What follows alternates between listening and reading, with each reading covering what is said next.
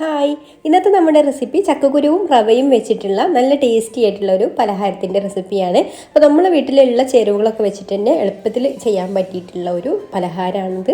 അപ്പോൾ നമുക്ക് എങ്ങനെയാണ് തയ്യാറാക്കുക എന്നുള്ളതൊന്ന് നോക്കാം. അപ്പോൾ അതിന് വേണ്ടിയിട്ട് ഞാനിവിടെ ഒരു 10-15 ചക്കക്കുരു എടുത്തിട്ടുണ്ട്. ചക്കക്കുരുവൊക്കെ നിങ്ങളെടുത്ത് എത്രയാണോ ഉള്ളത് അതിനനുസരിച്ചിട്ട് അളവിൽ എടുത്താൽ മതി കേട്ടോ. നമുക്ക് എത്രയാണോ വേണ്ടത് അങ്ങനെ പ്രത്യേകിച്ചൊരു കണക്കൊന്നുമില്ല. ഇനി ചക്കക്കുരു ഒന്ന് വേവിച്ചെടുക്കാൻ വേണ്ടിയിട്ട് കുക്കറിലേക്ക് ഇട്ട് കൊടുത്തിട്ടുണ്ട്. ഇതിലേക്ക് നമുക്ക് ആവശ്യത്തിന് വെള്ളം കൂടെ ഒഴിച്ച് കൊടുത്തിട്ട് കുക്കർ അടച്ചു വെച്ച് ഇതൊന്ന് 2 വിസിൽ വരുന്നത് വരെ വേവിച്ചെടുക്കാം.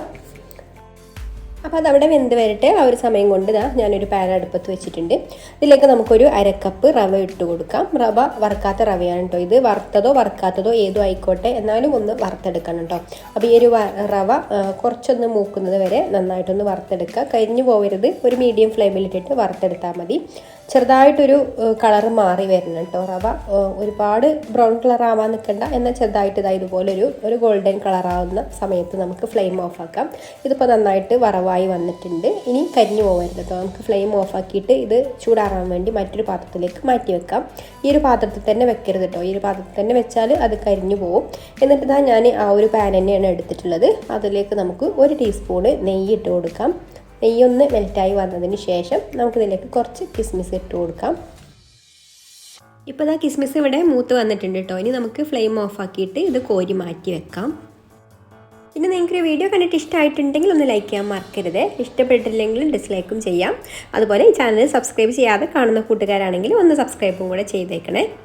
അപ്പോൾ നമ്മുടെ വെന്ത് വന്നിട്ടുള്ള ചക്കക്കുരു ഇപ്പോൾ നന്നായിട്ട് ചൂടാറിയിട്ടുണ്ട്. ഇനി ഇതിൻ്റെ ഈ ഒരു പുറം ഭാഗത്തുള്ള വൈറ്റ് തൊലി ഉണ്ടല്ലോ, ആ ഒരു തൊലി മാത്രം ഒന്ന് കളയാം കേട്ടോ. ബ്രൗൺ കളറിലുള്ള തൊലി കളയണമെന്നില്ല, അത് നല്ലതാണ് നമുക്ക്.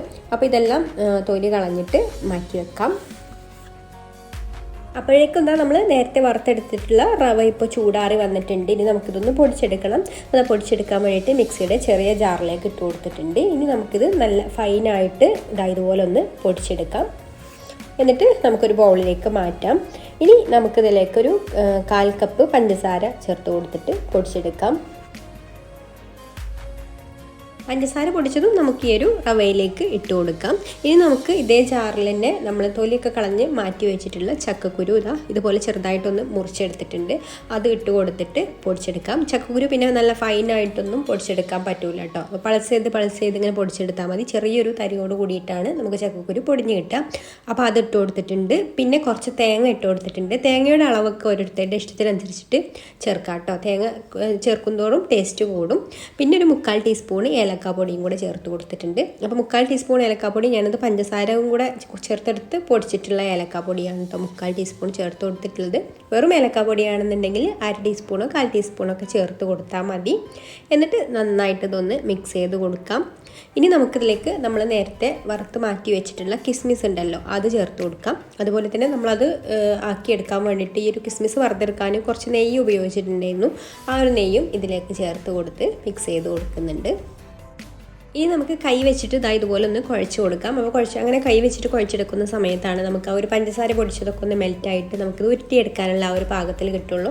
അപ്പോൾ ഇതുപോലെ നന്നായിട്ട് ഒന്ന് മിക്സ് ചെയ്ത് കൊടുക്കാം. എന്നിട്ട് നമുക്ക് ഇതിൽ നിന്ന് കുറേശ്ശെ എടുത്തിട്ട് നമുക്ക് എത്രയാണോ ബോൾ വലുപ്പം വേണ്ടത് അതിനനുസരിച്ചിട്ട് റെഡിയാക്കി എടുക്കാം. ഒരു ലഡുവിൻ്റെ ഒക്കെ ഒരു വലുപ്പത്തിൽ ആക്കിയെടുക്കാം കേട്ടോ. ഞാൻ ഇതുപോലെ ഉരുട്ടിയെടുക്കുന്നുണ്ട്. അപ്പോൾ ഇതുപോലെ നമുക്ക് ബാക്കിയുള്ളതെല്ലാം ഉരുട്ടിയെടുക്കാം. അപ്പോൾ ഇത്രയേ ഉള്ളൂ. എല്ലാവർക്കും ഈസി ആയിട്ട് ഉണ്ടാക്കാൻ പറ്റിയിട്ടുള്ള ചക്കക്കുരു റവ ലഡു ഇവിടെ റെഡി ആയിട്ടുണ്ട്.